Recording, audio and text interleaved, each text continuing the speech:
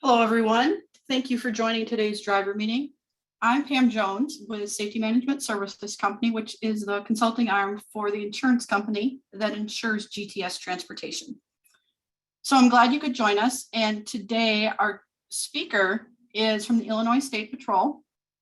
It is Trooper Scott Lathrop, and he's a 15-year veteran with the Commercial Vehicle Safety Department within the state police. So I'm going to go ahead and turn it over to him. Our main topic for today is driver meeting. I do ask that you may want to, because we are going to have a large group of people, you may want to put your video off so that you're saving your bandwidth so that the slides can come through and you don't have issues with freezing on the system. And this is being recorded so that we can replay it for those that weren't able to attend. So let's go ahead and turn it over to Trooper Lathrop. Good afternoon. Thank you. Yes, I am Scott Lathrop. I'm a trooper at the Illinois State Police. Currently, I'm in the commercial vehicle section. So I'm in the office down in Springfield. A little bit about me. Previous to that, I did work patrol up around the tollways, so around Chicago. I worked the Rockford area, so if anybody traveled I-90, US 20, I-39, I was there for after the tollway for a little over 10 years before I came down here. But a majority of my career has been dedicated solely to commercial vehicle enforcement. So it's been with that and crashes. So I also did crash reconstruction for a number of years alongside with the commercial vehicle side of it. So a lot of the stuff I'll talk about today, I'll talk about the inspection process, kind of what to expect roadside, kind of put you at ease for what we do. I'll walk through what we need. I'll give some examples and kind of try to drive home what we're talking about and why it's there. You can advance the slide, please.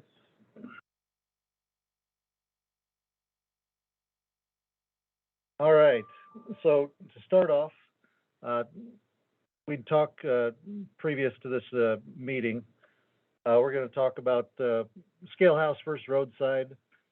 I'm going to go over some items that we ask for roadside, some things that might help out with the process,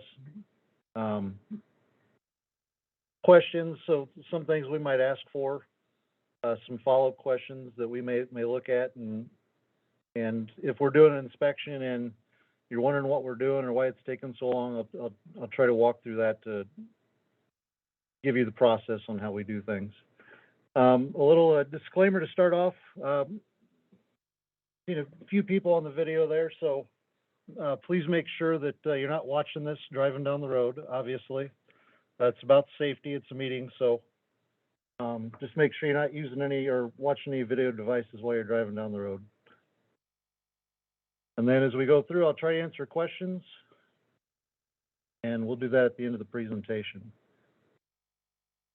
But start off with scale house versus roadside. I put that, we had that up there because certain areas of the state don't have scale houses. So for example, when I worked up in Rockford for a little over a decade, I didn't have a scale house to do an inspection at. So as far as making traffic stops or just stops for an inspection on a vehicle, I knew the area, so I would actually have pre-planned out spots for drivers to pull over. So I'm not going to just stop you on a curve or a hill or a bad area. So a lot of the inspectors will have areas like that. So if you see us following behind you and you're wondering what's going on, it may be that we're waiting for a safe spot, or maybe an exit ramp, or there's a parking lot or something we could get to. So roadside, that's the biggest thing. That, and if I were to stop somebody roadside and it's on the interstate, you might expect me to come up on the passenger side versus the driver's side. And a big reason for that is obviously traffic. I may stop you, and maybe if I want to look a little further, I may ask you to relocate down the road to an exit ramp. So, I mean, there's lots of different factors. Scale houses, since I moved down here into the central Illinois, there's lots of more areas that have scale houses or trucks or the weigh stations is what we're talking about. So that if you pull into the weigh station and you're asked to pull around back, and usually a trooper will meet you out back is what they'll tell you. But when it's more of a isolated area. There's not a lot of trucks coming through, so I'm gonna probably come up on the driver's side to talk to you. But it's all in that approach and safety. So if you're wondering, I'm not out there sneaking up on you. We're out there actually thinking about our safety too and yours when we make these stops. But moving on from that, so once we make that stop, or either at the scale house or on the side of the road, some things that so I'm going to walk up to the vehicle and some things I'm going to ask for when I go up there. So when I'm up there to the driver, I'm going to be asking for paperwork. So some things you might want to have ready for us would be a bill of lading, maybe any type of receipts for that trip that you're on. Obviously the CDL or driver's license, depending on if what type of vehicle you're in. I know medical cards are attached to the CDL, but if you're in a vehicle that doesn't require CDL, Illinois still requires you to have a medical card if the vehicle is 10,100 pounds or more and it's in commerce. I'll probably ask some questions to try to determine if you need a record of duty status through a logbook or electronic logs. I'm going to look for your registration, insurance, IFTA, annual inspection, which could be, a sticker or paperwork. And a lot of times, a lot of companies will have all this stuff. I mean, minus the logbook and things in your CDL, but a lot of times it'll be in a binder, which it saves a lot of time roadside, and it's a lot easier if I get a 3-ring binder handed to me as opposed to a driver spending 5-10 minutes looking for all the paperwork that may be anywhere in that truck. So that's a huge help, especially when everything's together and it could be handed to me. I can look at it and go from there. Some other things I might ask for, in addition to all the paperwork, would be obviously where you're coming from, where you're going to, and I'm also going to ask you where the load's coming from, because that's what we're going to look at roadside. So if I'm up there and I'm looking at the bill of lading, and I said, hey, where are you coming from? And you tell me one location, you could be forwarding that move. So I'm going to ask you a bunch of different questions. Because with the inspection, we're going to want to know, where the load's coming from and going to. I might ask, where was your last stop to see if you've had any breaks, if you've had any issues. A lot of times, I'll ask if there's any issues, because let's face it, things happen roadside. You may get a flat tire, maybe you get some issue, maybe there was a crash down the road and it blocked the interstate and you had to sit there for a while. So those are all things that I'm going to look at, because eventually when I start getting your hours of service for your logs, then it should show up in there. Especially, the ELD, everything's on the ELD. So once you're moving, it's going to be on there. And then what we're getting to later on in the presentation, and we're going to talk about personal conveyance and the instances where it can be used and can't be used. And that's going to be a bulk of what we're talking about today. And then the next one there, we're talking about what we're looking at and why. So the inspection process, there's a few different types of inspections. There's a full inspection, which is there's what we call level 1. The level 1 is going to be checking everything, including your brakes. So hours of service, all the paperwork, all the equipment, going underneath the vehicle, checking the brakes, suspension, all those components. Those you could be on the side of the road anywhere from, it depends on the inspector and what they find. It could be 45 minutes, could be an hour, could be longer. There's also a level 2 inspection, which is everything but measuring the brakes. So It's typically referred to as a walk around, and it depends on the inspector and their level of training for what they can do. But a level 2 inspector, they're going to do everything. They're going to make the stop, go up there, do all the paperwork, and then they're probably going to tell you they're going to check the equipment. So that's where they're going to walk around, check all the lights, check all the wheel fasteners, pretty much everything but going underneath the vehicle is what that is. And then the majority of what all road troopers are is a level 3, which is a driver only, which means they're going to check all your paperwork. So that's all your hours of service, licensing, everything else. But those are the levels of the inspection. I am a level 1 inspector, so I would do everything, and including hazmat, and then including passenger vehicles. But like I said, a majority are going to be level 3 inspectors. With those level 3 inspectors, it's pretty much what I'm talking about now, but they're going to check all the paperwork. The other inspectors, like I said earlier, why are we looking at something? If they're doing a walk around, they're going to be checking the tires.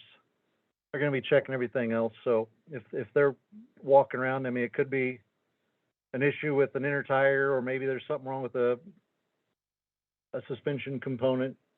So if you're wondering what's going on, I know each inspector is different. So if you have questions roadside, please ask. I usually tell you what I'm doing before I do it. That way there's no surprises when it happens. But again, it's going to depend on the inspector and how they have their process. But when I'm looking at the logbook, moving on to that paperwork, once we're getting that, if I'm looking at the log, and I'm going to look at pretty much every driving status. I'm sure everybody's there had some type of a training on their electronic logging device. I think you all have Samsara, if I'm correct. So you'd have that, and I'm going to look at all the statuses. So you got your anywhere from your off-duty status to your sleeper berth to driving to on-duty not driving. So when I go through that, I'm going to look at all those statuses. Any type of receipts you've had for that trip. We know that for the documents roadside, if you got those and we request them, you have to provide those roadside. That was new when they came out with the ELD rule.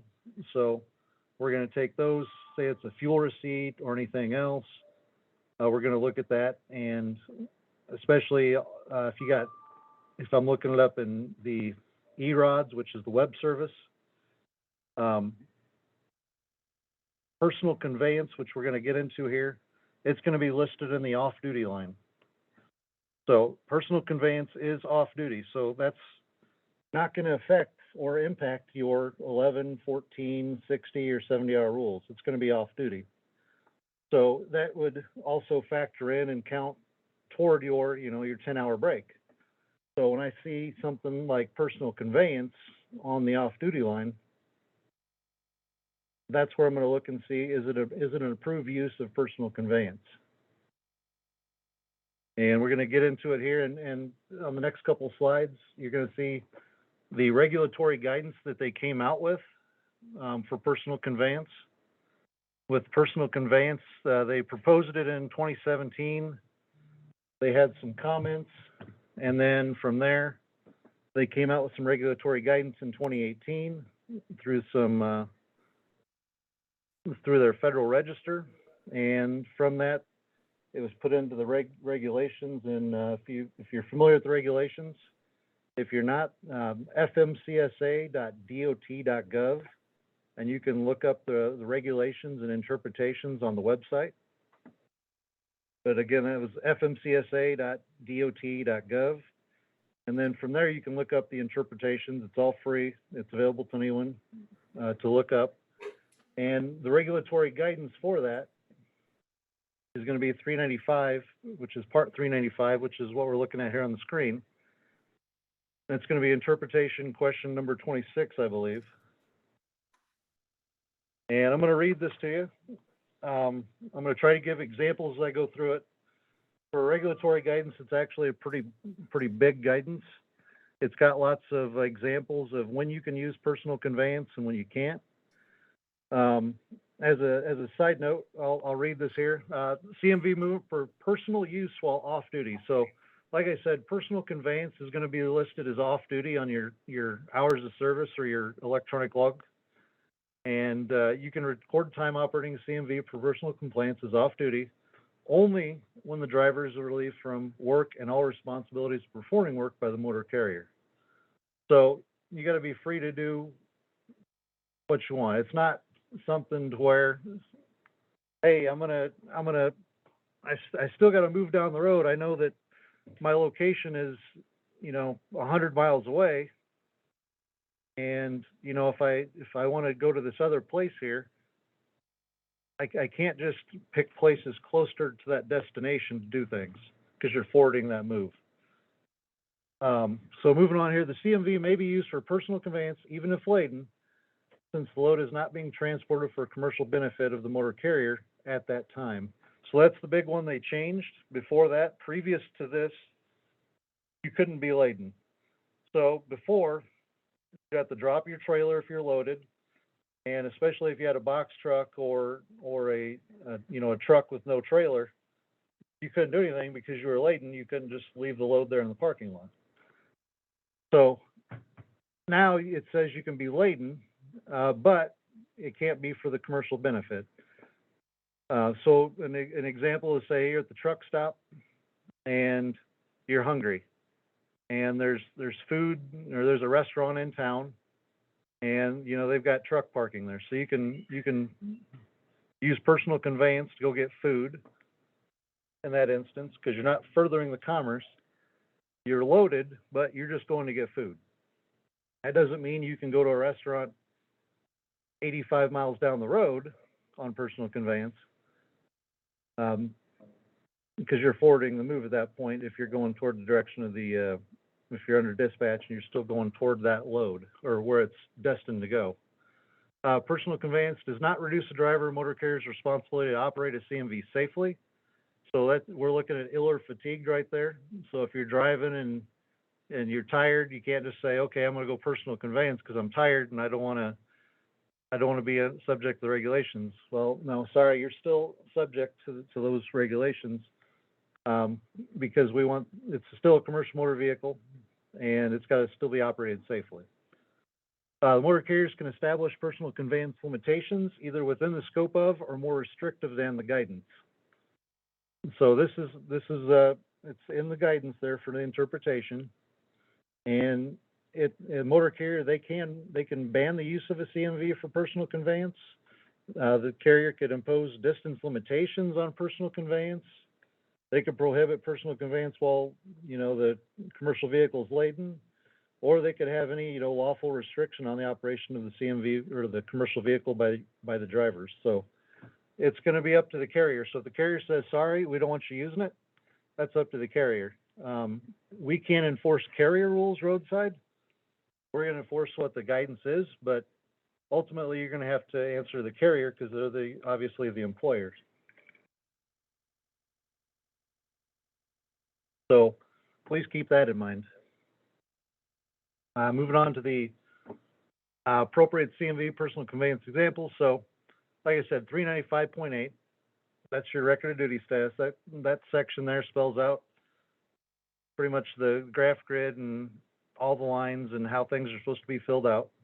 The question, the following are examples of appropriate uses of a CMV while off duty for personal conveyance.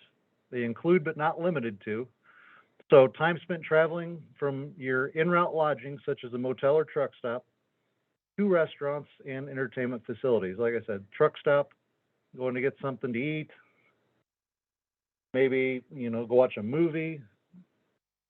So as long as it's not for that business purpose or forwarding that movement there, you're just going out there to do that for your personal use, that's an appropriate use. 2, commuting between the driver's terminal and his or her residence, between trailer drop lots and the driver's residence. and between work sites and his or her residence. In these scenarios, the commuting distance combined with the release of work and start to work times must allow the driver enough time to obtain the required restorative rest as to ensure the driver is not fatigued. So obviously we don't want drivers out there fatigued. When it talks about this, we're talking about it like a terminal in your residence. So if you're not dispatched from home, but you report to a terminal, then you get your orders from there. That's what they're talking about. The drop lots would be, say, hey, I'm going and my company has a drop lot, and where I live, I can't take the trailer. So the driver would say, drop the trailer, commute home under personal conveyance, and then go back and pick up that same trailer to continue the load. So in that instance, they're not forwarding that. They had to drop it because they're restricted to. They go back home under personal conveyance, travel back, and then they'd have to pick up that same trailer. Number 3, time spent traveling to a nearby reasonable safe location to obtain required rest after loading or unloading.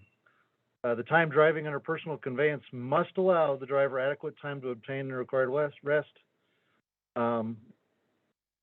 In accordance with the minimum off-duty periods for property carrying and passenger carrying vehicles before returning on duty, and the rest of the location must be the first such location reasonably available.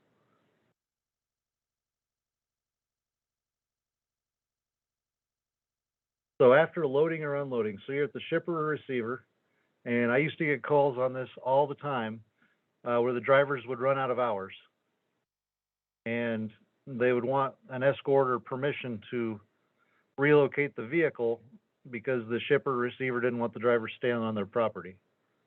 So they added this in there to say, hey, you run out of hours at the shipper or receiver, and you can do personal conveyance to get to a first location that's reasonably available.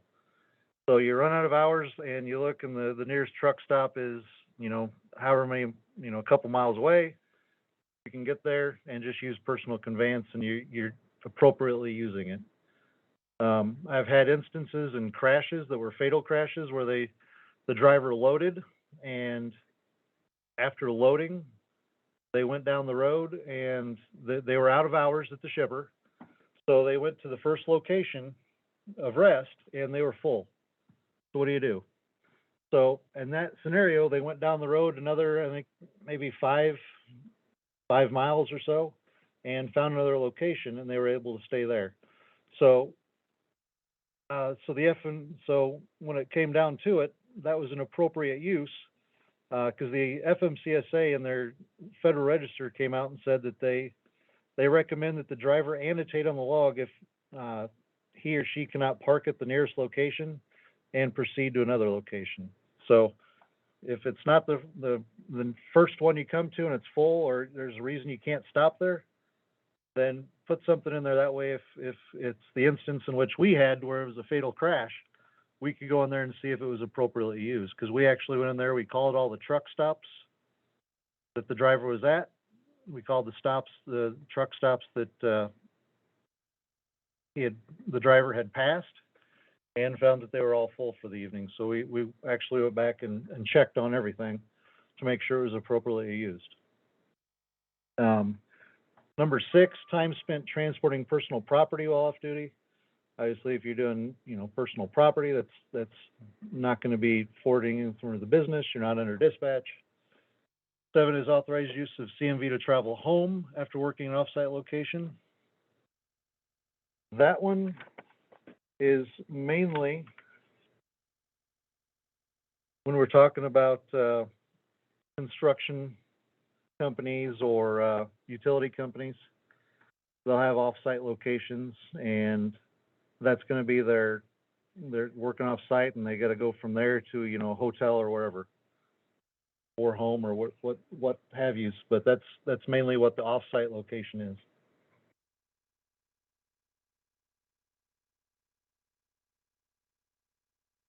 Then I think the next slide here should be examples that would not qualify as personal conveyance while operating a CMV off-duty.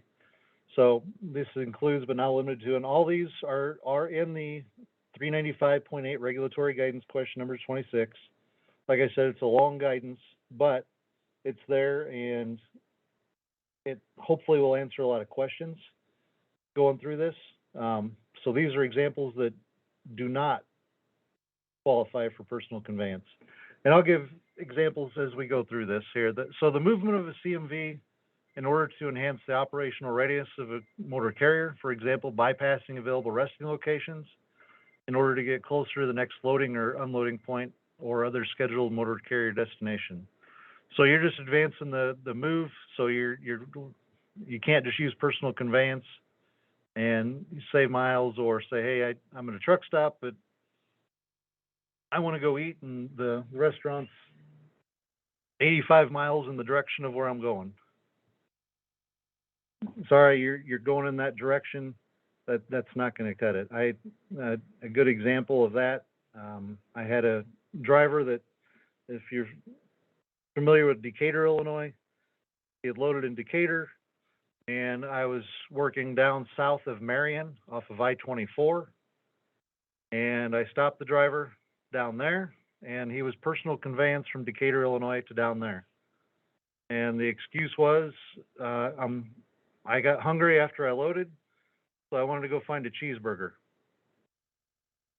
And then after, I forget what it was, 3.5, 4 hours of driving, said, sorry, I haven't found the right spot yet. Well, that's not going to cut it. You can't run personal conveyance. That driver was over on his 11 and 14, and it also went in there and he didn't get a full 10-hour break. That's what he was trying to use it for the 10-hour break, and there's some other issues with that, so you can't use it for that. Number 2, after delivering a towed unit, the towing unit no longer meets the definition of CMV. So the definition for CMV is in 390.5, where it is 10,001 or more pounds, and then you talk about people or placards. So the driver returns to the point of origin under the direction of the motor carrier to pick up another towed unit. So you're still under the direction of the motor carrier. They're telling you that you need to go pick up another trailer or whatnot. So as long as you're still under the direction, they're telling you what to do. So you can't use personal conveyance in that instance. Number 3, continuation of a CMV trip in interstate commerce in order to fulfill a business purpose, including bobtailing or operating with an empty trailer in order to retrieve another load, or repositioning of a CMV, so a tractor trailer at the direction of the motor carrier. So again, you're still under the direction of the carrier, so you can't use personal conveyance and say, hey, I'm empty. I don't have a load, so I can use personal conveyance. Well, if you're doing that at the direction of the carrier and they're telling you, hey, go pick up a load here, or you're bobtailing, you don't have a trailer, and you're under direction to go pick up a trailer, well, you're still under the direction of the carrier. The intent is to go fulfill that and either, pick up a trailer or get a load. You can't use personal conveyance in that instance. 4, time spent driving a passenger carrying CMV. I'll just read this one. I don't know if we have too many passenger carriers on the call here, but off-duty drivers are not considered passengers when traveling to a common destination of their own choice within the scope of this guidance. Number 5, time spent transporting a CMV to a facility to have vehicle maintenance performed. So if you're going to get some work done on the vehicle, so you need to do steer tires, or you've got an issue with your ABS or something else, and you're going to get maintenance. The guidance is you can't use personal conveyance, because you're doing work on the vehicle. If you go back and look at the definition of on-duty time, you can see that in there when we talk. It talks about on-duty and what qualifies for on-duty, but time spent to a facility or going back from the facility. I've had drivers where they just left the shop and they were taking it back to the facility and they're using personal conveyance. They said, well, we're not loaded and we're not using the truck. Well, the truck was being worked on. It's actually, it's even by definition, it's on duty. You're gonna be on duty driving. It's maintenance being performed on the vehicle, so you can't use personal conveyance for that. 6, after being placed out of service for exceeding the maximum periods permitted under Part 395, time spent driving to a location to obtain rest, unless so directed by an enforcement officer at scene. So that is, say you get placed out of service for an hours of service violation, and you want to go personal conveyance to another location. So you want to drive to another location. So this is saying that you can't use personal conveyance because you've already been placed out of service for an hours of service violation, or we'll say 11, 14, 60, 70, one of those type of an hours of service violation. So in that instance, you would not be able to use personal conveyance. 7, time spent traveling to a motor carrier's terminal after loading or unloading from a shipper receiver. So in this one, and when you look at this one, you're like, wait a minute, didn't we talk about this earlier? So you're going from the motor carrier's terminal after loading and unloading from a shipper or receiver. So that's not going to a place of rest. So you go there, and I had a crash with a driver that had been doing loads all day, and he just did the last load, and he was going back to the carrier's terminal, and the driver was using personal conveyance because this driver said, well, I just did the last load. I don't have a load on. I don't have anything else. But if the terminal is where your normal work reporting location is, so you start the day out there, you got to end your day there. So just because you just loaded at a site and you're traveling back to that terminal, the terminal is where the day ends. So you can't call personal conveyance there just because you're empty. So wherever you're starting, you gotta end your day there. So it's pretty much your normal work reporting location. And the dispatch ends pretty much once they're back there, because unless they're dispatched out of their driveway, which is a whole nother scenario, which means they'd have to be all the way back to their driveway. But that's going to depend on where they get their orders from. Do they go to the terminal, or are they dispatched out of their driveway? But that's going to determine. So you can't use personal conveyance going back there. Number 8, time spent operating a motor coach when luggage is stowed, the passengers have disembarked, and the driver's been directed to deliver luggage. Obviously, if you've been directed to do something from the carrier, that's going to be work related, so you can't use personal conveyance for that. You can't operate the motor coach, and if you got luggage there and passengers are gone, you can't say, sorry, the passengers are gone, I'm doing personal conveyance. Sorry, if it's under the direction of the carrier, now you can't use personal conveyance. And then the next one. And then this one here, I want to put in there just to I've had questions on this, and it's actually in some guidance. This one's actually in 395.2. This is question number 1. Talks about pay, and pretty much it goes along with what we've been talking about with personal conveyance. A company told all of its drivers that it would no longer pay for driving from the last stop to home, and that time should not be shown on the time cards. Is it a violation of the regulations to operate a CMV from last stop to home and not show that time on the time cards? FMCSR, so the Federal Motor Carrier Safety Regulations, do not address questions of pay. All the time spent operating a commercial motor vehicle for or at the direction of a motor carrier must be recorded as driving time.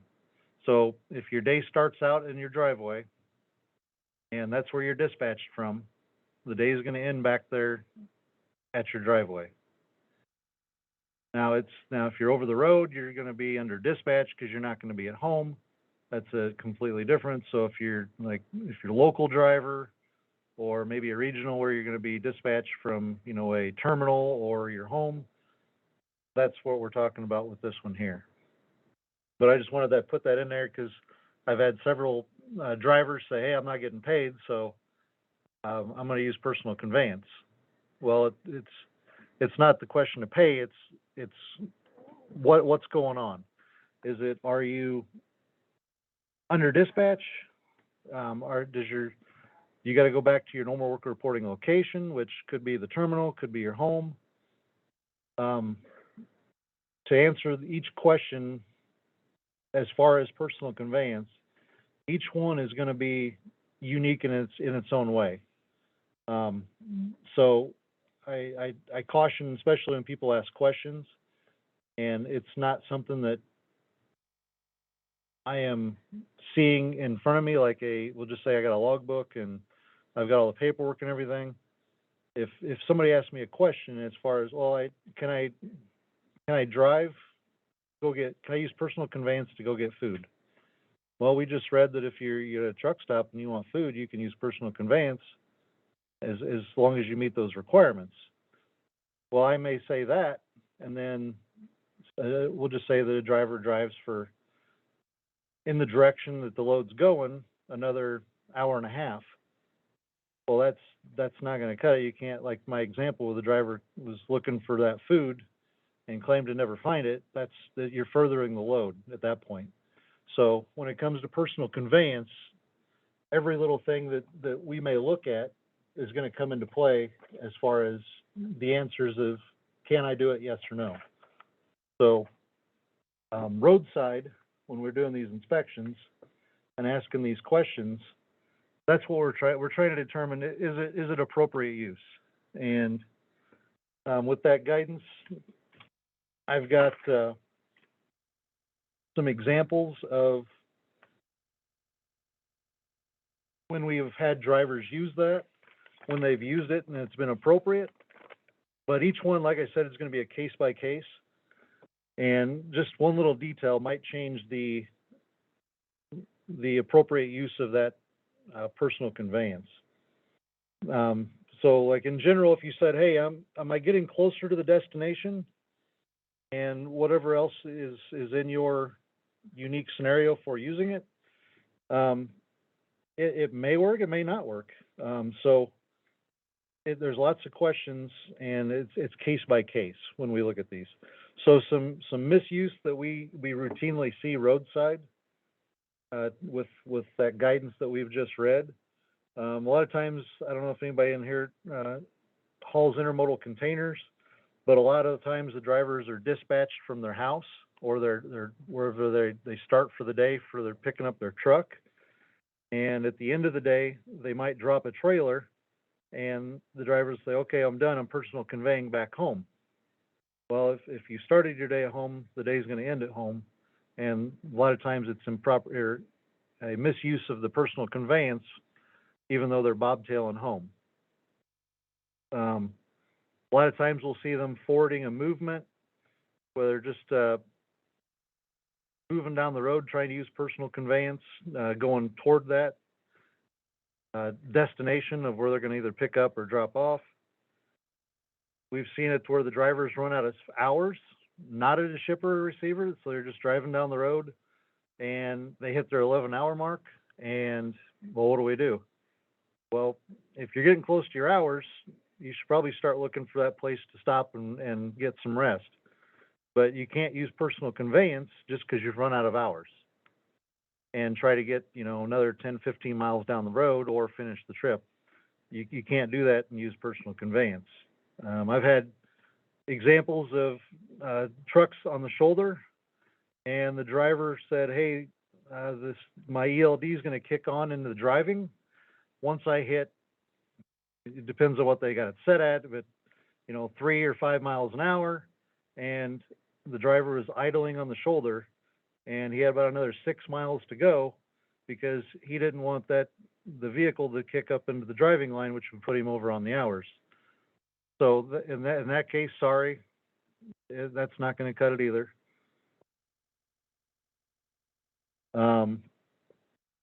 Drop trips to where, say you work for a company and you got you're hauling a load for them, but the driver would maybe go up on a broker board and pick up a load that the company doesn't know about. and use personal conveyance if it's a local trip or something, try to make some extra money. That's work. That's not personal conveyance.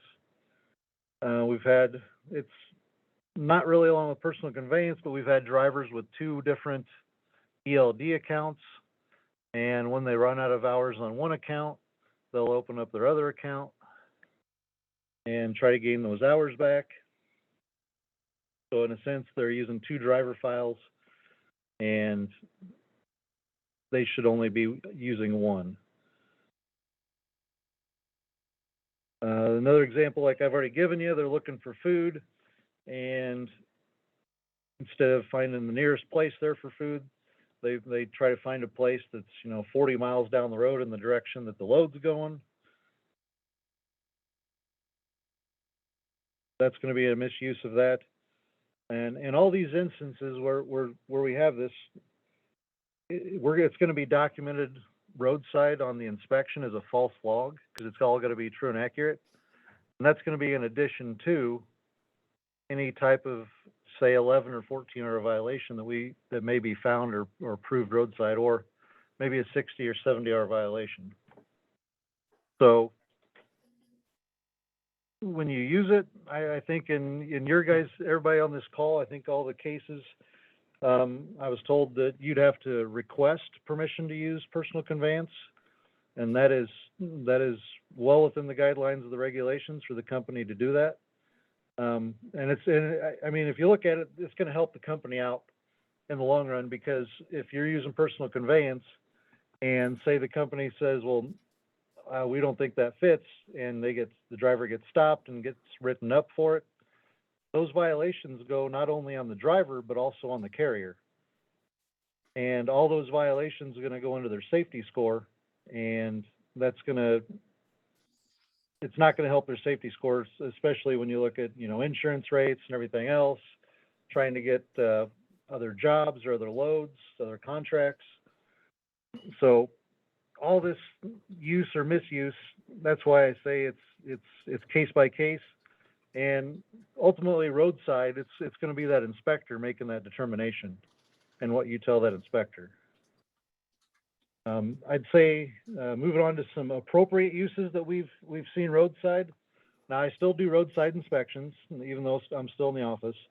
Some of the more appropriate uses I've seen is just as simple as the drivers at a truck stop and they're hungry and they don't want to eat the truck stop hot dog or sushi that's there, so they say, hey, I want to go in to get home cooked meal into town, and they use personal conveyance to go get something to eat in town.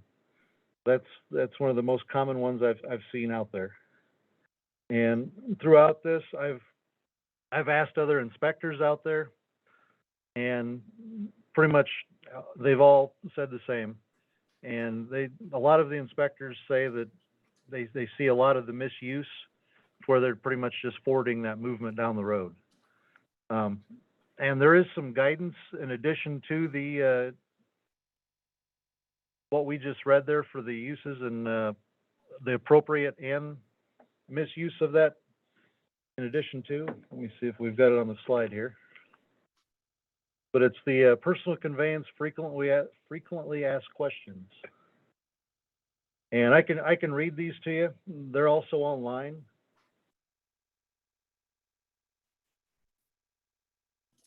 But the ones online, it's fmcsa.dot.gov, and they've got a personal conveyance page, and it'll list what we just had on the slides here for personal conveyance, and there's also a link for some frequently asked questions.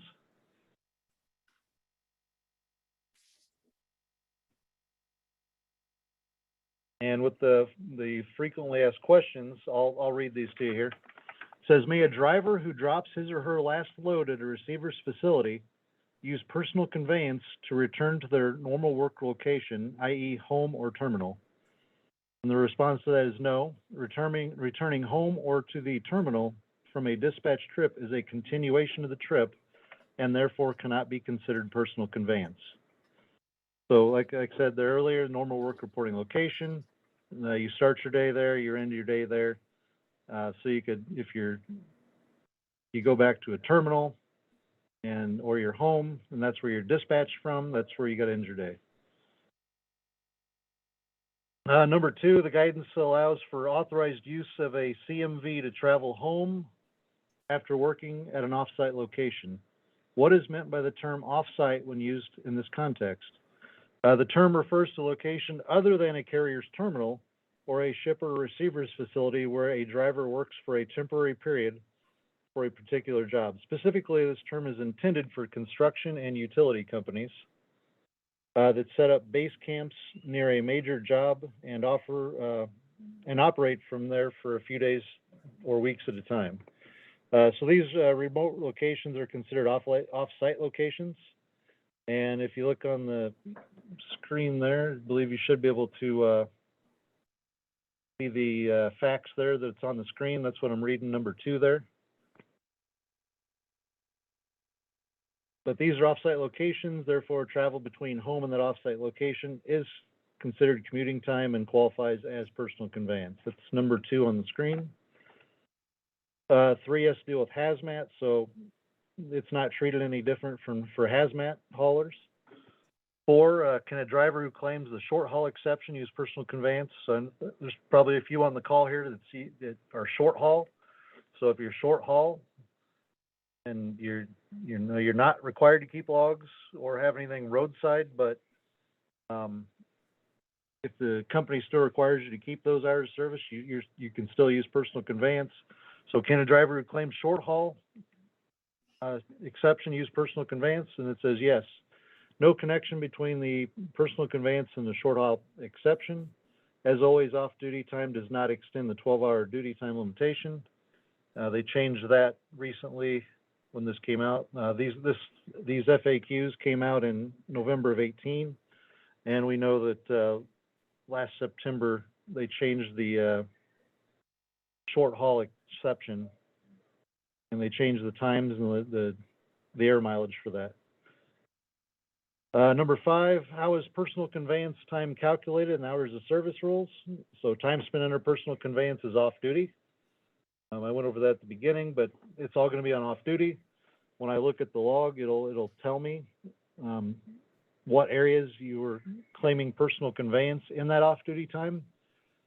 And as far as how to document that, all the regs have you do is document it as PC or personal conveyance for that time off duty. I did speak to some auditors that actually go into the companies and look at the logbooks for the time periods that they're looking at. And when they do that, I asked, how do you guys like it when you see that? So if you just have personal conveyance, that's all that's required, but just remember it may lead to more questions. So what we got to determine roadside if you guys were using it appropriately. So if I say, hey, what did you do during you have personal conveyance? If you can annotate that and put, if it's for a meal or for a movie or anything like that.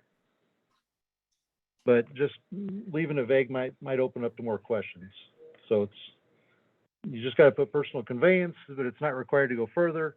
But just remember roadside, and especially if your company's getting audited, it'll help out with the inspection process if it's got a little more detail to it. Number 6, may a driver use personal conveyance when they run out of available driving on-duty hours? No, except for one exception described in the guidance, where a driver runs out of hours while at a shipper receiver's facility may drive from that facility to a nearby safe location to park, provided that the driver allows adequate time to obtain rest in accordance with the daily minimum off-duty periods under the hours of service rules before beginning to drive. Personal conveyance in those times where a driver is operating solely for a non-business purpose and cannot be used to extend the duty day. So like I said earlier, if you're driving and you run out of hours, you can't use personal conveyance. But you can use personal conveyance if you're out of shipper or receiver.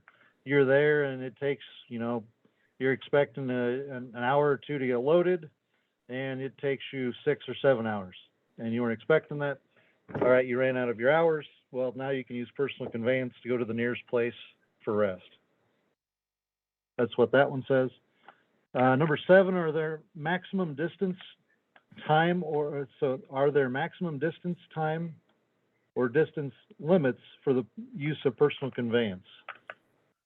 And I think I saw in the chat there, this might hopefully answer some of your questions. Says, no, there's no distance or time limits on these. However, it is important to note that the provision of 392.3 prohibiting the operation of a CMV while fatigued continues to apply. So you got to get adequate rest. So are there maximum distances or times for the use of personal conveyance? No, there's not.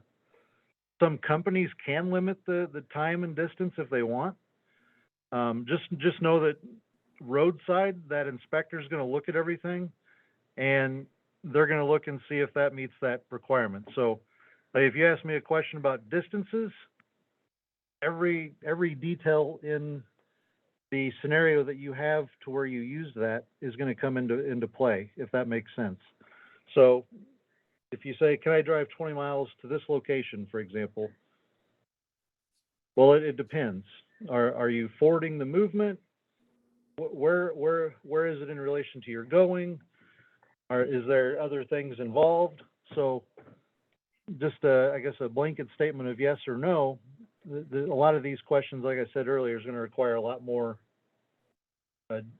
detail and more questions and follow-up questions for each scenario, if that makes sense. So roadside, those investigators or inspectors, when they're looking at these uses of personal conveyance, they're going to have to look at that and say, you know, well, I think you're forwarding the movement, or okay, hey, you went out of the direction of the load where it was supposed to be going. So it's going to depend on that inspector and what they find when they ask those follow-up questions for the personal conveyance.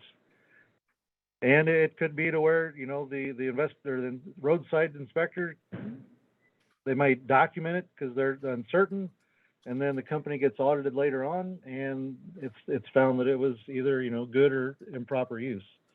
So, like I said, a lot of times roadside, there's going to be lots of factors to try to determine this. And then if I go over to number 8, if a driver picks up the commercial motor vehicle from a repair facility, once repairs are complete, would the driver be allowed to use personal conveyance to their residence from the repair shop? No. Travel for repair and maintenance is being done in the furtherance of business and is considered on duty. So we went over that one earlier. So if you go there, so if you drive it to or from, you can't use personal conveyance for that. That's going to be on duty driving. Number 9, can a loaded vehicle be used as personal conveyance? Yes.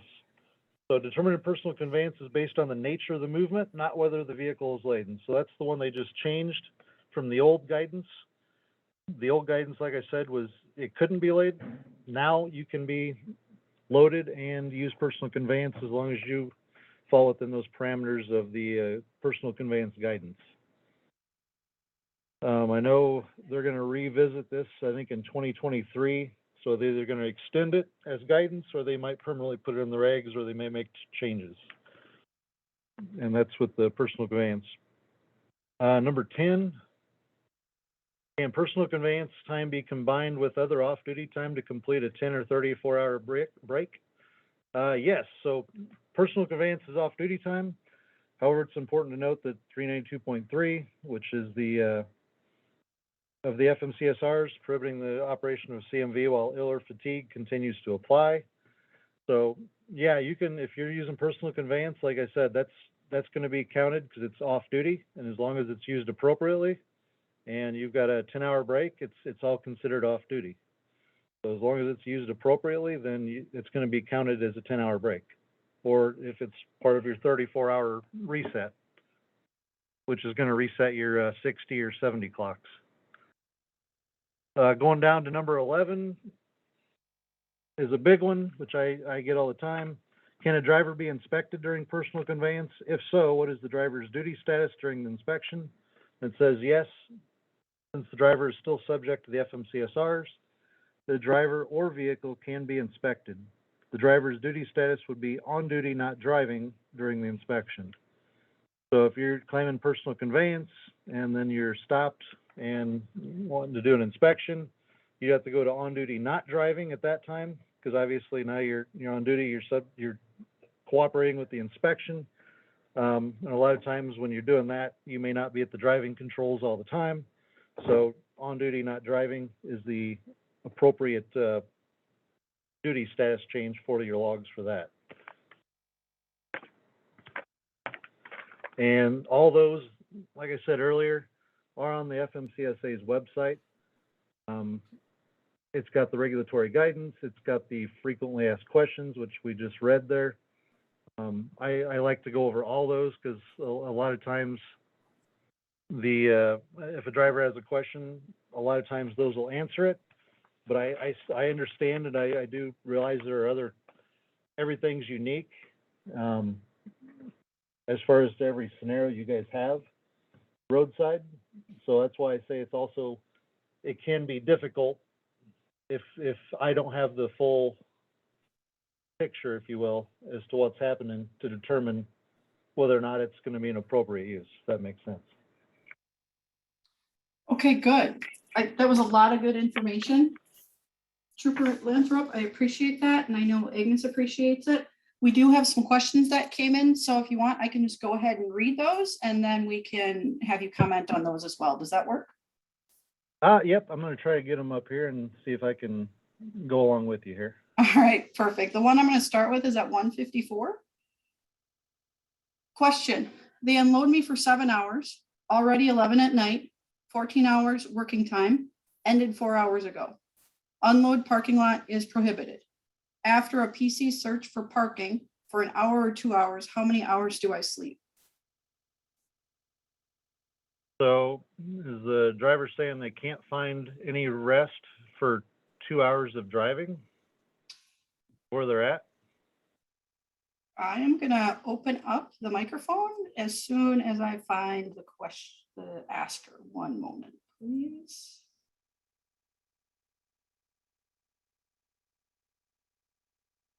One moment. I've got a few screens to get to. There we go.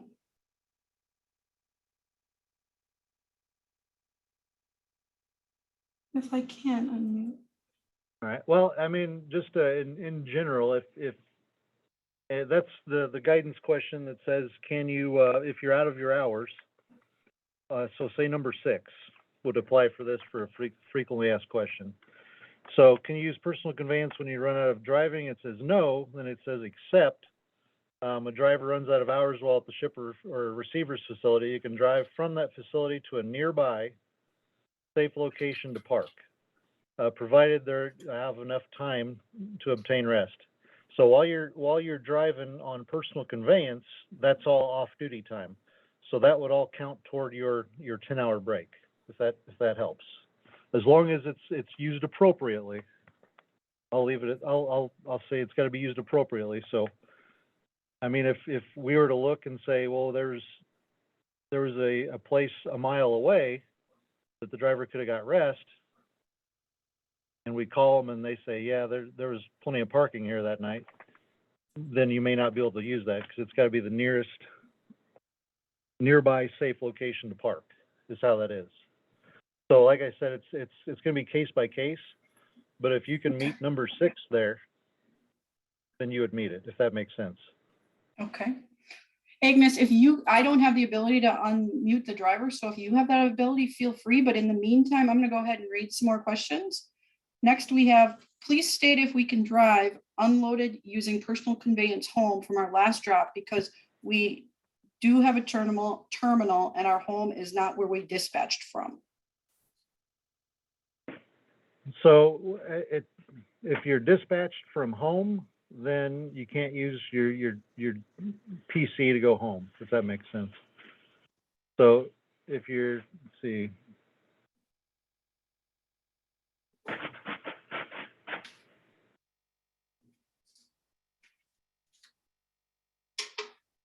So if you got a terminal, just because you have a terminal, that's not necessarily where you're dispatched from, correct? Is what I'm gathering. So it's going to depend on where they're dispatched from. Is this an over-the-road driver, or is this like a regional or local driver. So if you're dispatched from, we'll just say home, then you can't go PC from your last drop to there, because that would be question number one, which may a driver who drops his or her last load at a receiver's facility use personal conveyance work location. So that's going to be, where are you dispatched from? Where's your normal work location? Is it your home or your terminal? And it says no, returning home or to the terminal from a dispatch trip is a continuation of the trip and therefore cannot be considered personal conveyance. Okay. Oh, we got some more coming in. All right. What?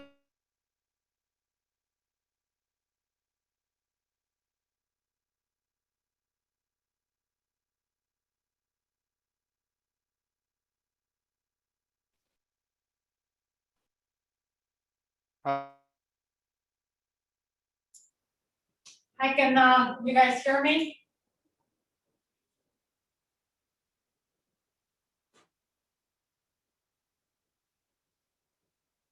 Hello?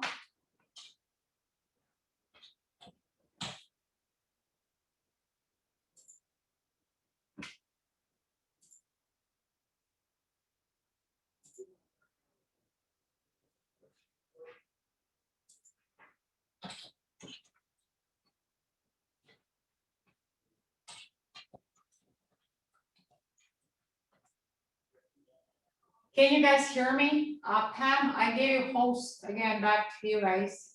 I'm back, yes. Okay, you're back, okay, good. Because I wasn't able to talk, because when you have host, I'm able to do nothing, so I tried to unmute everyone, so I guess everyone is unmuted, they just have to, Okay, they so can. drivers, let me finish asking the questions that we have in the chat and then we'll open it up. Okay, So the question I was asking, what about if you're outside of your 14 hours and are getting inspected, but in proper use of personal conveyance?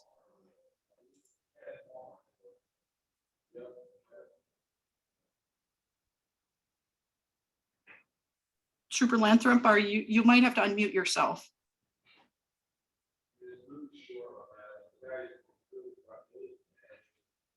You might have to hover over the toolbar yourself to do that.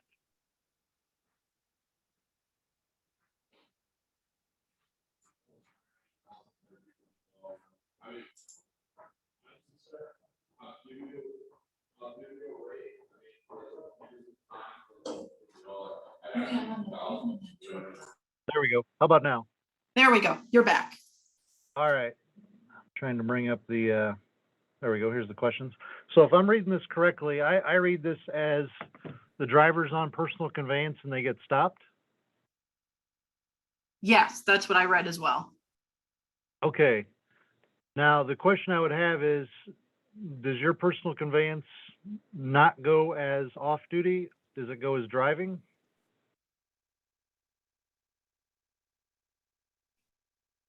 So if the personal conveyance is used goes off duty, it wouldn't go toward affecting your 14. But if the I guess the driving while on personal conveyance goes on the driving line, you're going to have to use annotations in that to let them know that you're going on personal conveyance. That way that the inspector can go back and I guess do the math to see if you're in violation of the time of stop. So say you're over the 14 by 20 minutes, but you've had X amount of that you're I guess legal, if you will, because of the personal conveyance time, then you'd be all right. But normally the PC is going to be on the off-duty line, so you wouldn't be able to drive. You can't run out of your hours and use personal conveyance, is what I'm getting at. So you can't be over your 14 and then say, I'm going to use personal conveyance to go down the road. You got to get adequate rest before you go back out there. Does that make sense? Yes, it does. Okay. The next question I see says, when loaded or unloaded, should a driver be on off duty? should be on duty or off duty since he or she is not the one doing the work? Well, the short answer is it depends. And I will, there's actually guidance in part 395 for the definition. And I'm gonna find that here real quick and I'll read it to you. And drivers, what I'm doing on the screen, if you can see this website, it's the one that I put in the chat, fmcsa.dot.gov/regulations. That is the link for the government regulations. You click this first part that says parts 300 to 399 of Title 49. And then from here, it brings you up to this screen. In this main section here in the white, if we were to click any of these, it would bring us to that specific regulations. When we want to see the hours of service regulations, we click here at 395, where it says hours of service of drivers. But these interpretations that we've talked about, those are here in this gray section. So that is what Trooper Lathrop is pulling up right now is an interpretation. Yep, and the one now I'm bringing up is on duty time. In 395.2 for definitions, which is actually in the regulations. The definition of on duty time, which means all time from the time a driver begins to work or is required to be in readiness to work until the time the driver is relieved from work and all responsibility of performing work. So if you go down through that, there's 1 through 9. And number 5 is all time loading or unloading a commercial motor vehicle, supervising or assisting in the loading or unloading, attending a commercial motor vehicle while being loaded or unloaded, remaining in readiness to operate a commercial motor vehicle, or in giving or receiving receipts for shipment, loaded or unloaded. So you'd have to look and see, do you meet the definition, which is beyond duty time? So like I said, it's going to depend. Are you free to go? Are you still subject to be waiting there? Can you go, catch an Uber going to town? It's going to depend on that. So like I said, every scenario is different. So if I get a bill of lading that has, the driver's signature on it and it's time stamped during a time that you're saying it's off duty, then I'd go back and look at this definition to see it says operating in readiness or in giving or receiving receipts for shipments loaded or unloaded. So the driver, I mean, like I said, it depends on what you have for your scenario. So if you meet that definition of on duty time, you can't use off duty, is what it comes down to. Okay, good. Next we have, and drivers with your hands up, we will get to you after we get through all the questions that were entered into chat. So we'll get to you. Unloaded, can we use PC to move from one truck stop to the next for a shower?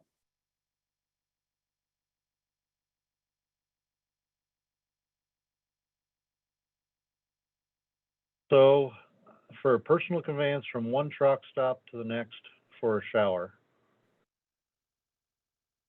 So is it for personal use? So so some of the questions that we look at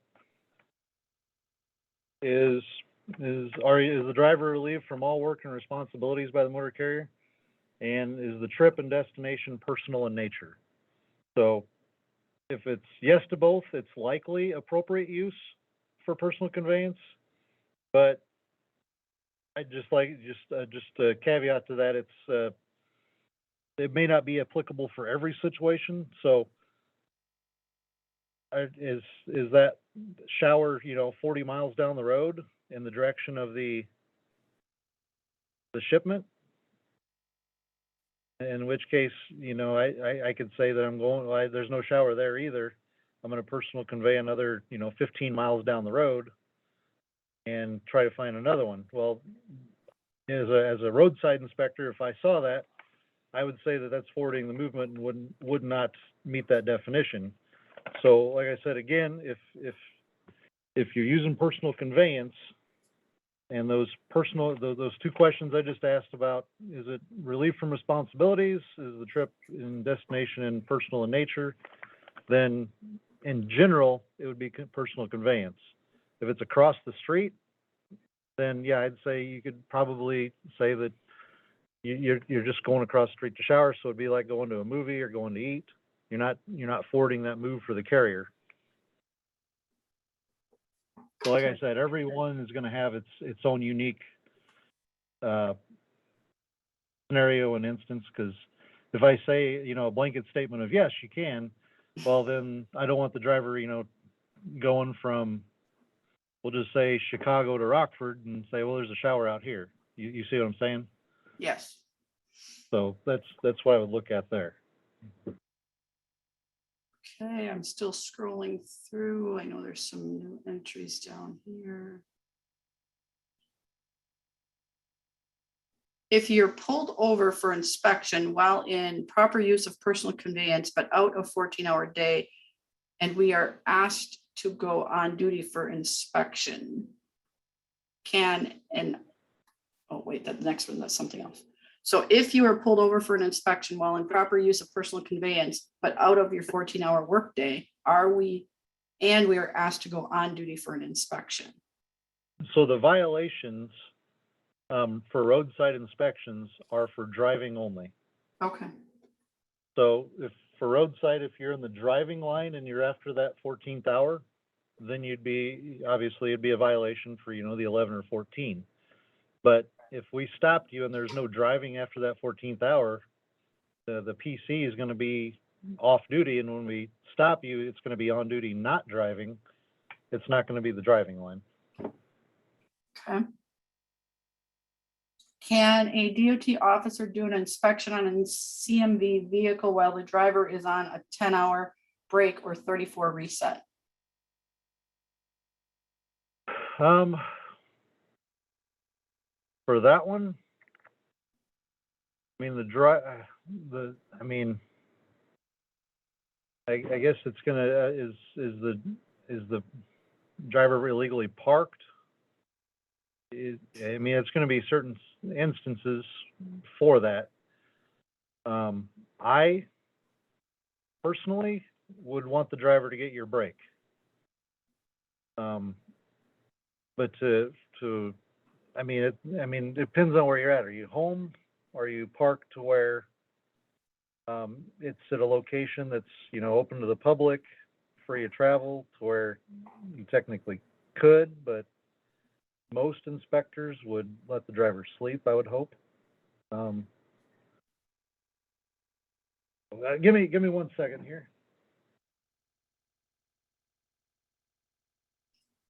Agnes, in the meantime, could you unmute Tyrone and Mr. Creed?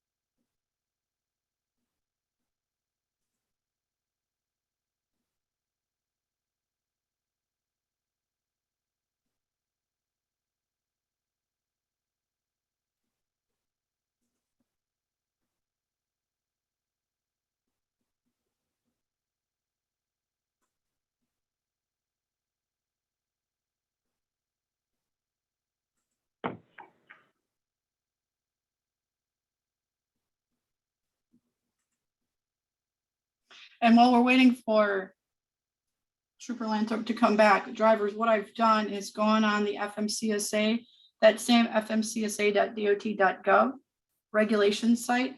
I picked hours of service, and then I picked personal conveyance.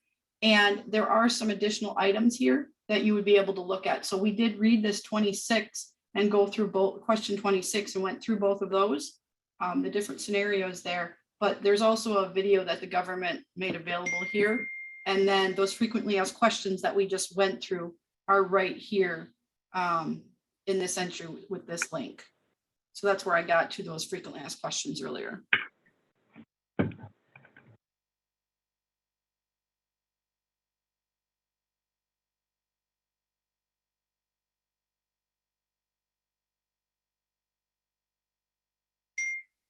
Oh, let's see.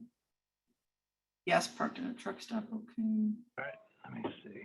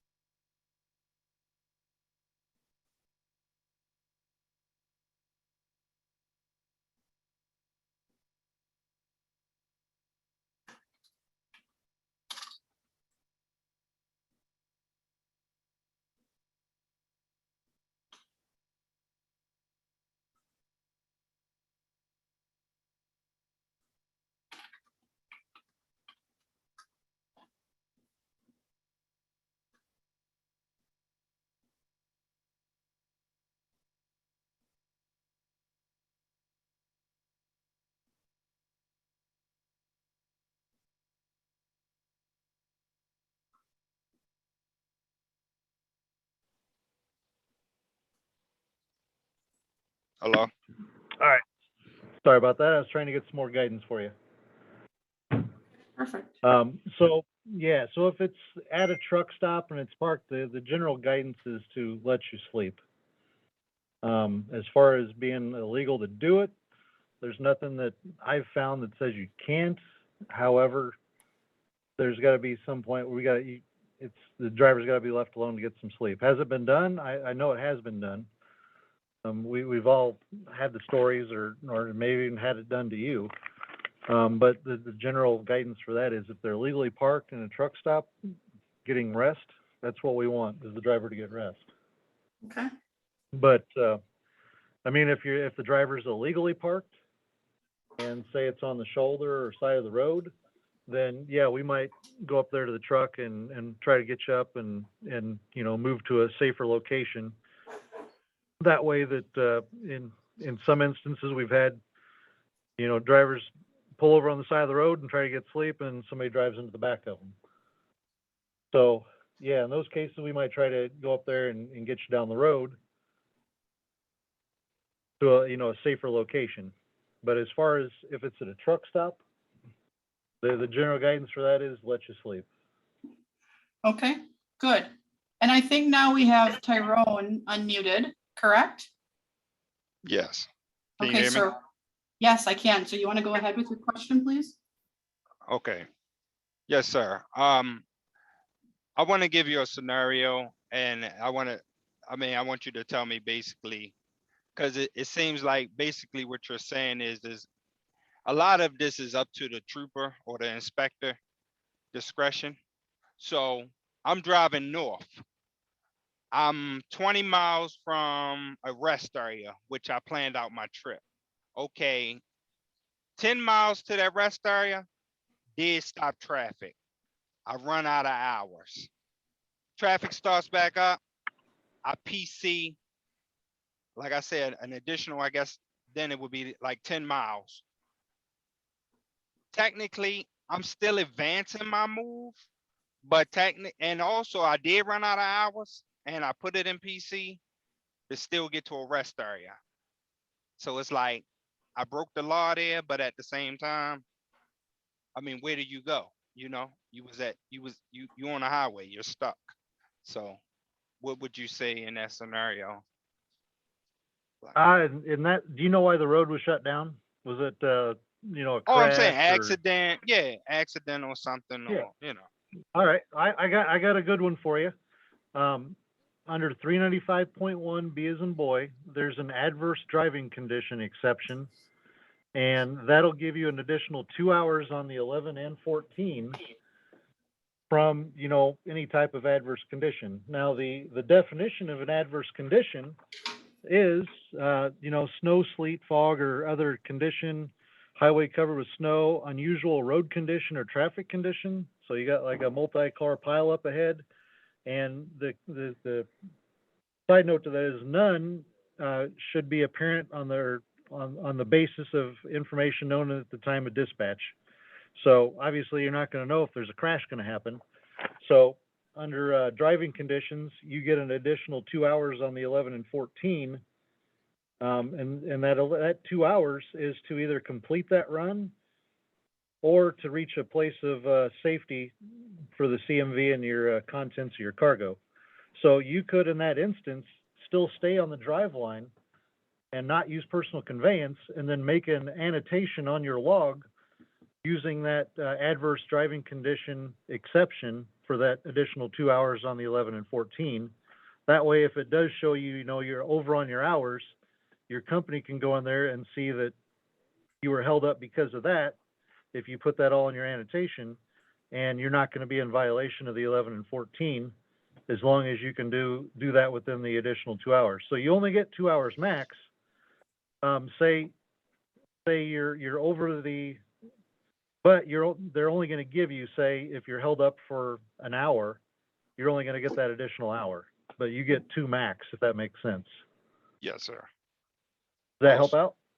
Yes, sir. I was also wanted to ask, what is the definition of relief of duty status? Meaning I'm an over the road driver. My dispatch say, once you drop that load, I see that you're 20 miles away from home. You can go ahead home to start your 34. Now, at the time, I do have driving time. I mean, I have time on my clock. But yeah, even once I get to the receiver, they eat up that time. So Right. now I'm out of time. But I guess my dispatch saying, okay, I don't have nothing else for you. You can go home on your break. Can I then use my PC to do that? Because if I put it in PC, of course, technically I'm out of hours. Technically, I still have the trailer. So am I relieved to duty to do that? Because I know you were saying you can't Now, go. are you still under dispatch, or you're done with the load? The company has no more loads for you? Well, yeah, I And- guess, yeah, by the dispatcher saying, I don't have nothing else for you, you can go home. So I guess that would be considered relief of duty. Yeah, so if you're not under dispatch, you just did your last load, and you've got nothing else, no dispatch, you're free to pretty much do what you want, then you're not gonna be driving. If you're going home, you can use personal conveyance. So here's the thing real quick on all these questions, and by the way, they're very good questions. I'm Nate Miller, Sergeant with State Police. So those were awesome questions, and Scott's explained them very well. But here's what I implore each and every one of you that's listening to do. The more information that you give the officer, and I'm just going to say truthful information, but I know all of you are going to give truthful information. If you get real short with your answers and you don't articulate verbally what's going on, it may be improperly enforced because they don't have the information. And the only reason I say that is I handle a lot of the data queues. And the issues we have is misinformation, a lot of times being given to the trooper, or not enough information is being relayed to the trooper. And I might also add, there are going to be situations where you may know more than the trooper, depending on the years of service and if they do much with trucks. So it doesn't hurt to try to explain it politely, and just make sure that you share the information you have when you're rightfully doing it correctly, if that makes sense. That's good information. Thank you. Mr. Creed, your Okay. hand was raised on here? Yeah, Go ahead. yeah, I've been trucking for almost 35 years, and I've never once had any shipper or consignee tell me when I say I don't have any hours to move this commercial vehicle, that I have to vacate the property. I've never experienced that from anybody. I just say I don't have the hours. It's against the law to drive this truck out of here. And if you want me to drive it out of here, by law, you're supposed to call a state trooper or a local city officer to come out there and escort that truck to the nearest rest area, because if you pull it out there on that road, driving it on that PC, no matter what the situation is, I've learned over the years that that PC does not hold up in court if somebody dies because you're pulling that truck out on the road with no hours. It does not hold up in court. It just don't hold up, because you have no right to move that truck, and you should plan your trip before you go in there to get that load. And you know that there's a truck stop 40 miles down the road, just call in, but I learned over the years that no one can kick you off the property and tell you you have to leave. All you have to do is say, I don't have any hours. And so you can park back there in the back or off to the side. We're not going to force you off the property. They know the DOT laws. And that's still my experience. So. Yeah, and prior to the new guidance that came out with all the stuff that we'd read earlier, that exact scenario that you just said, I could tell you, it happened, because I'd have drivers call me and say, hey, I'm out of hours, and in my cases, the shippers didn't want them there. Can you escort me to a location? Well, no, I can't escort you at that time because you're out of your hours. Right. I wasn't going to take the liability or responsibility of if something happened between that shipper and the location of rest wherever the driver wanted to go. So yeah, you're right. And in the past, that's the way it was. But with the new guidance, it's on the Federal Motor Carriers website, and this is what we have to go by roadside when we do the inspections. Is that now if you're at a shipper receiver and you run out of your hours, you can use personal conveyance to go to your nearest place of rest, because that's the intent of what you're doing. It's not to forward the movement, it's to go get that rest required by the regulations, so you can reset that clock for your driving and continue the next day well rested.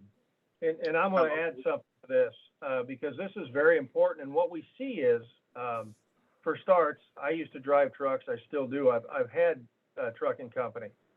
So what you're going to end up seeing is, and why the officer is going to ask you more pointed questions. So you're allowed now, under personal conveyance, to drive to the nearest location to park your truck. You know where I'm going with this. We all have our favorite truck stops for one reason or another. We have those that we stay out of, and we have those that we like. If you pass a truck stop or a rest area and you choose to go an additional 30 or 40 miles or even 10 miles to go to that truck stop you like, now you're in violation, if that makes sense. So it's kind of a catch-22. And I'll be honest with you, I understand why we have our favorite restaurants, truck stops, what have you. But the regs are very specific. You have to go to a nearby safe location. And if you've passed one or two or three that had adequate parking and fit that bill, now you're throwing yourself out there on a line that you may not be able to catch a safety line for. All right? Right.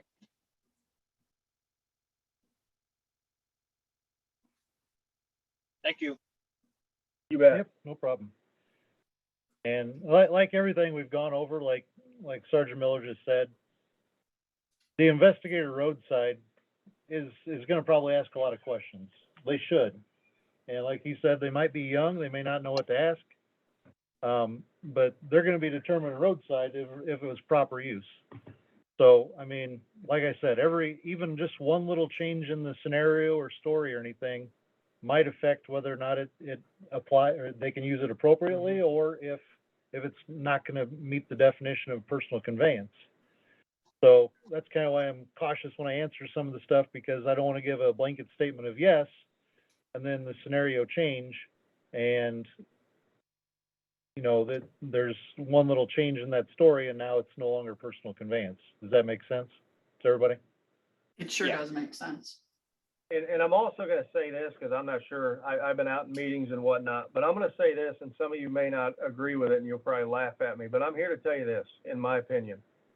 We cannot survive today without the truck driver, and the truck driver needs us and law enforcement to help them, and in society.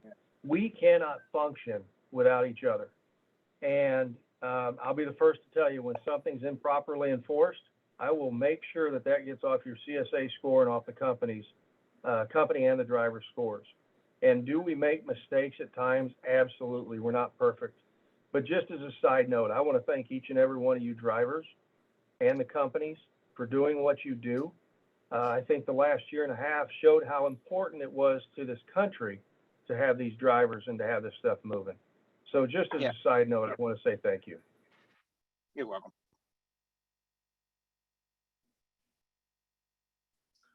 Thank you. Yes, 100% agree with you on that. We're still seeing supply chain issues today, and thank goodness we have the drivers out there where possible to move stuff when it's available.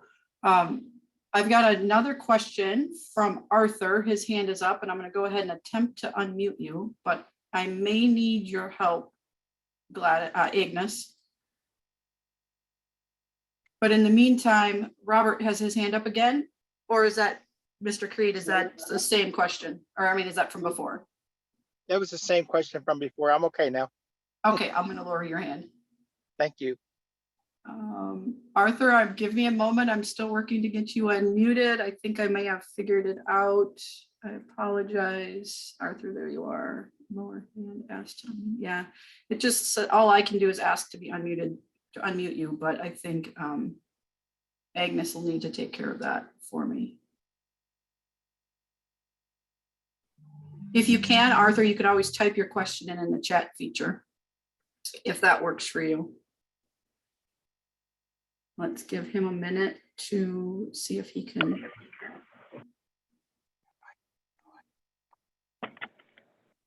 Aha.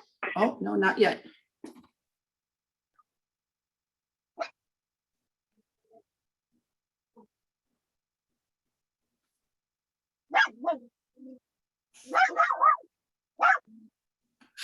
I agree. It's not my dog.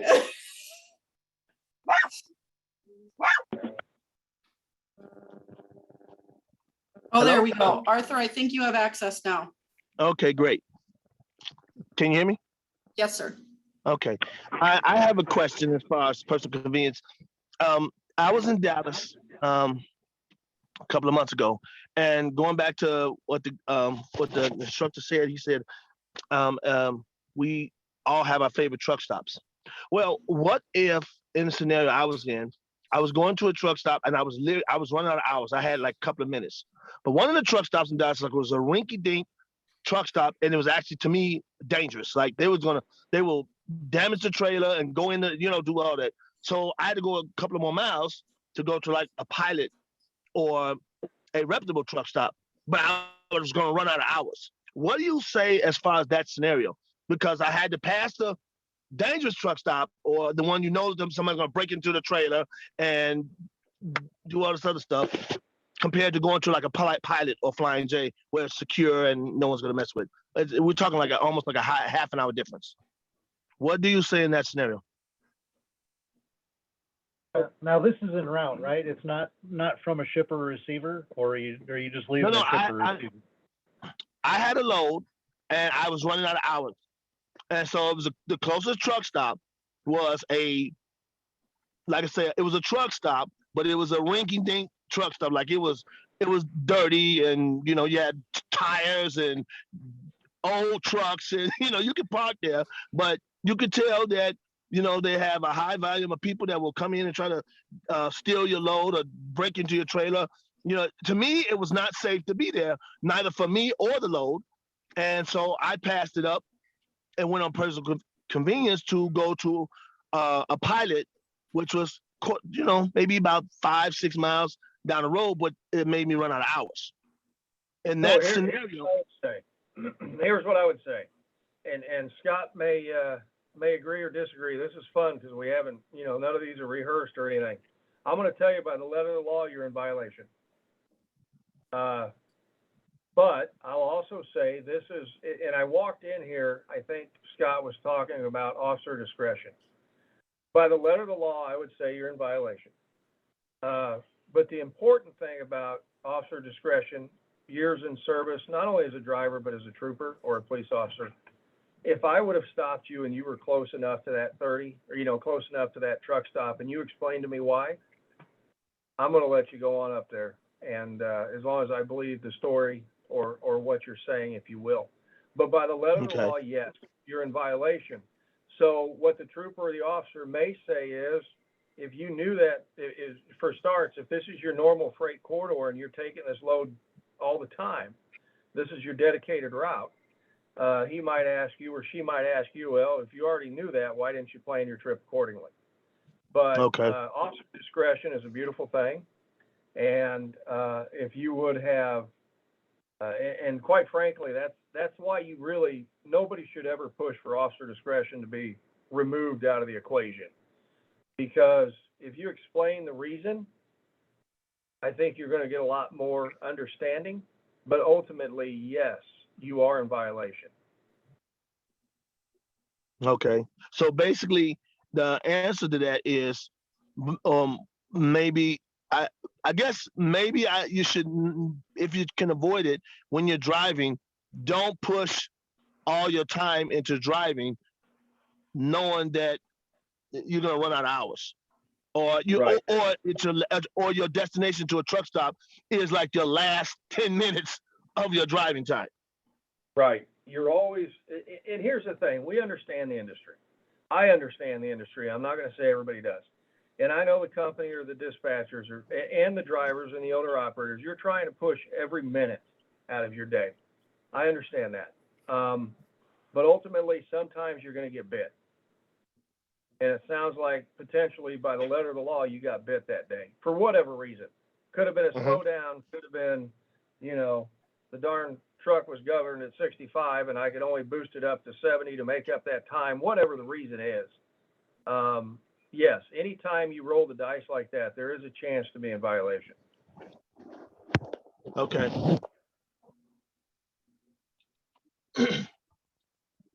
And big picture is, and you guys and gals that have been in the industry long enough and done what you've done,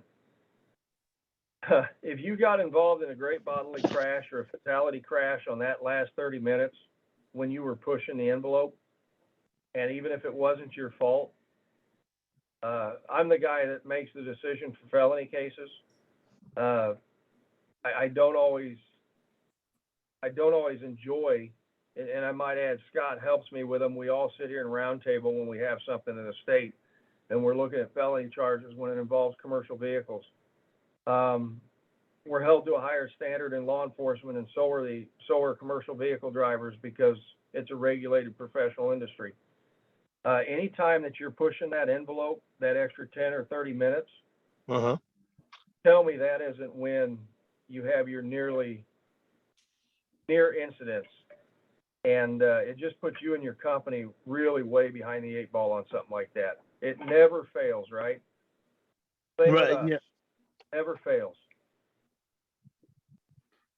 Okay. I have one more question that came in direct to me, so I'm going to go ahead and throw this out there. According to FMCSA, it seems like driver can go home on personal conveyance only from the office. He cannot go home on personal conveyance from the delivery, correct? Even if he dropped the trailer there. I'm sorry, could you say that one more time, please? Yes. According to FMCSA, it seems like driver can go home on personal conveyance only from the office. He cannot go home on personal conveyance from the delivery, even if he dropped the trailer there. True or false? Is this a over the road or like a local driver? Let's say over the road. So over the road, we're talking, they're not going to have, I guess, if you will, a normal work reporting location. They're going to be dispatched by the company, from location to location. So if they're no longer under dispatch, like the one question we had earlier, and you're done with everything, if you're not under dispatch and, you know, you don't have that normal work reporting location or terminal that you report to, then you got your personal conveyance to, you know, if you want to go home or movies or whatever else. On the other side is if you're, say, a regional or a local driver and your terminal is, you know, at this location, and that's where you report for duty to get your orders or your dispatches for the day, that's where you're starting and stopping. Don't confuse that with, say, a driver that's dispatched from his house. So if you're dispatched from your house, well, after you drop that last load, your day doesn't end until you get back to your house. Say you to circle back to a terminal driver, say you commute personal conveyance to the terminal because you're not under dispatch, you don't have any orders, and from there, now they give you your orders, your load, or your dispatch for that day. Go do your shift, do your last load, and you take the truck or you go back to the terminal where you started your day. And then from the terminal to home, you could use personal conveyance there because you're dispatched out of the terminal. Sergeant Miller's got something to add to this here. No, I think, and actually I want to ask Scott this question and tell me if this helps. Terminal from home isn't nearly as confusing to me because if you are relieved of your duty when you drop that trailer, you can do personal conveyance. Now, here's a situation we're running into. What happens if your tractor's at home and dispatcher calls and says, hey, trailer 3506 is ready, come grab it and start your day? You're under dispatch. So there goes your personal conveyance. See what I'm saying?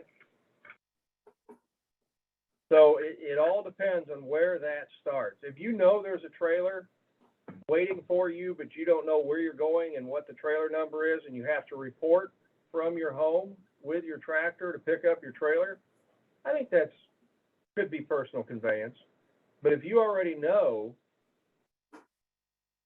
what you have, where you're going, and when to be there, the minute you leave your home, you're on dispatch. Does that make sense? I just gave some of you all things to say to police officers, but don't do that. Darn it.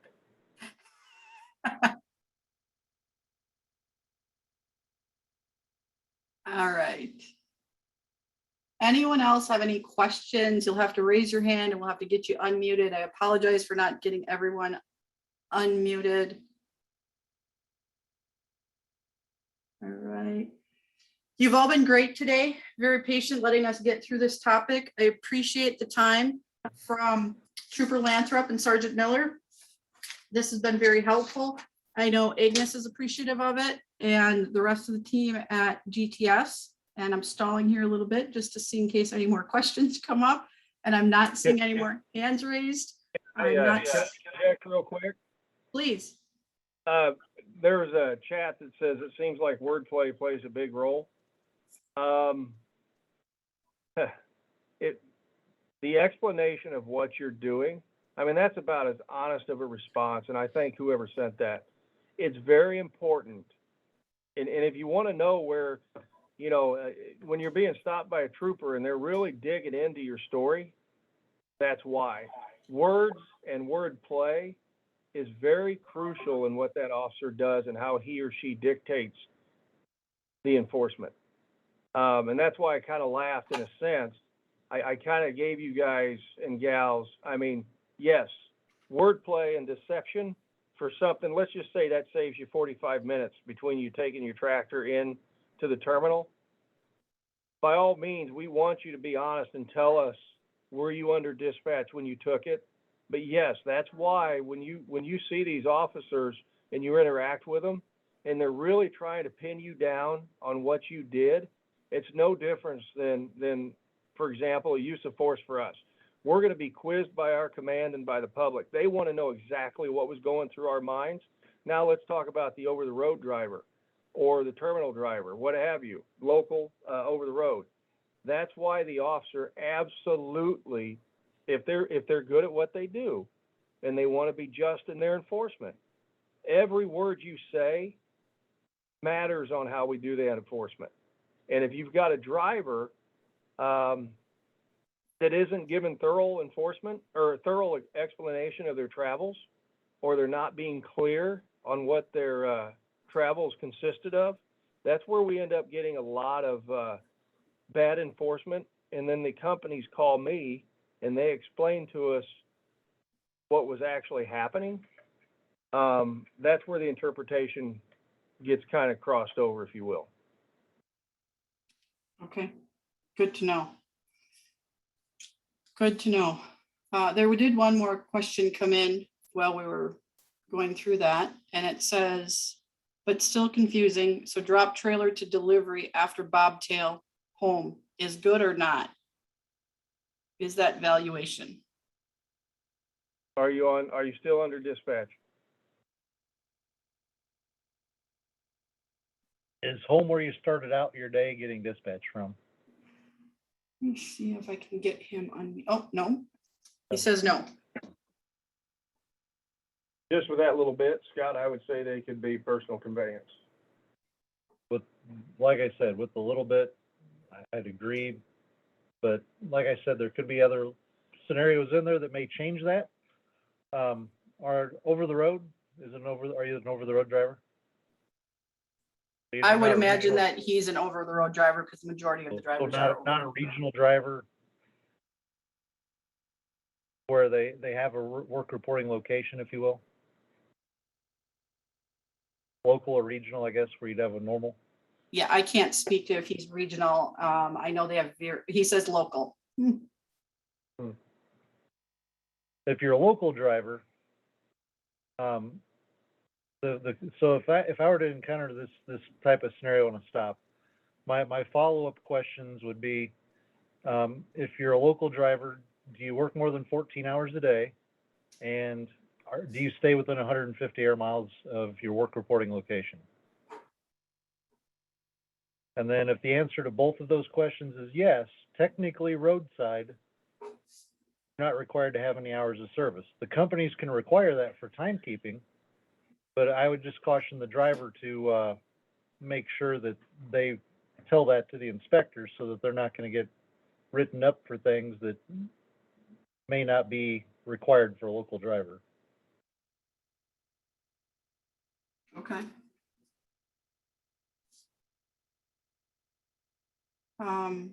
What do you mean saying not under dispatch? If you're absolutely relieved of all your duty.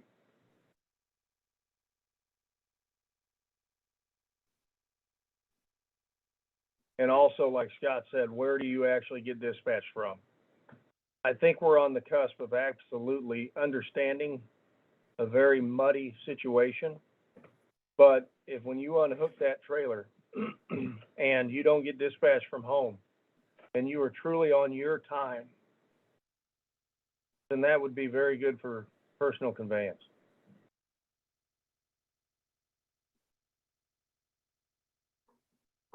Okay. Can All right. I muddy the water on something that wasn't a topic on this? Yes. Just as a side note, stuff that we're seeing real quick, and I don't want to get into the politics of whether we agree or disagree on it. I want to take a moment and talk about CBDs. And I'm just throwing this out there for anybody. If you, and this is just what we're seeing, if you are not getting CBDs from approved dispensaries, time and time again, and I've seen phenomenal drivers get hooked up on this because they have arthritis or whatever, and they end up involved in a crash. Be very, very careful. If you're happy, and I don't want to know, just be very, very careful if you're using CBDs. And regardless of what that paperwork says, it is showing hot for THC. And you're putting your future and quite frankly, your company out for a major, major lawsuit.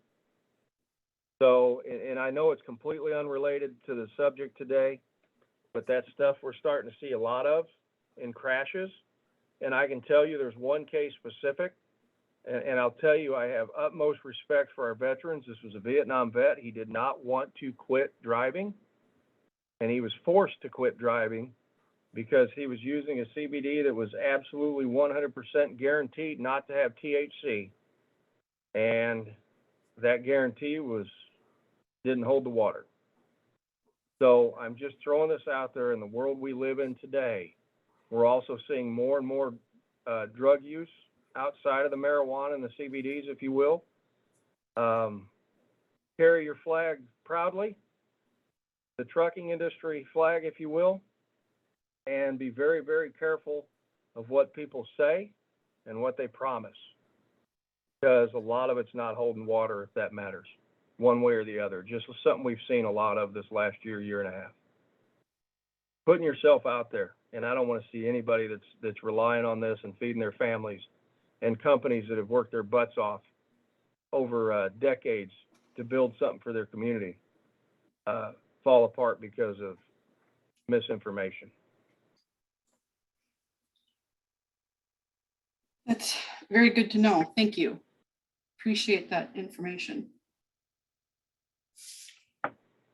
With that, I think we have all of our questions answered. I apologize that we weren't able to open up the phone lines. Seems like, oh boy, one more question popped up.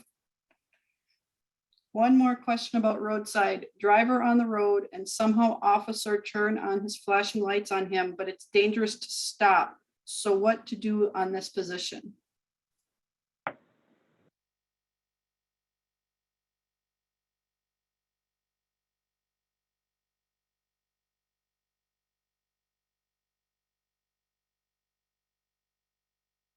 All right, if I'm understanding that, I will say, and like I said, every driver, every police officer, and every trooper is different. I've always activated my emergency lights and chose my location where I wanted to make a stop. I put forethought into where I wanted to be. So when I hit my lights, there's a reason. Is everybody going to do this? No. Have I seen fellow officers that I wouldn't have recommended stopping there? Yes, quite frankly, I have. And we've talked about it afterwards. But the best thing to do would probably be to pull over and explain to them you don't feel safe as politely as you can, so we don't get egos involved, if you will. But I will tell you, it's not a written law, but yes, if I'm behind a truck driver and they turn their four ways on, a lot of times I understand that they see me, and I'll go up and talk to them when they pull over. But I'm going to ask you why you did not pull over when I asked you to, and I'll tell you I've seized 40 kilos of cocaine out of somebody that didn't want to stop right away and turn their four ways on. And that was because they were talking to their handlers and they were prepping themselves for a story. So you never know why that driver may be doing what he or she's doing. Just be prepared. If you don't stop when they ask you to stop, they may be a little pumped up, if you will, and they may be more direct with you. But if you explain honestly why, I think it's going to go a long way. But that's just speculation. We'll never know until that day happens, right? Yes, sir. Very much so. Well, with that, I want to reiterate Tyrone's text of good information. Thank you. I agree as well that it was a good meeting. And thank you again, drivers, for making the time to participate. And again, Sergeant Miller and Trooper Lincoln, thank you so much for educating us today. Thank you for giving us the opportunity, and thank you to all the drivers for what you do out there. Great. Yes, and I do want to reiterate, thank you, everybody. You're our backbone. We couldn't survive, and everybody knows this. If they're not being honest with themselves. we couldn't survive in this country without our drivers. So thank you very, very much for what you do.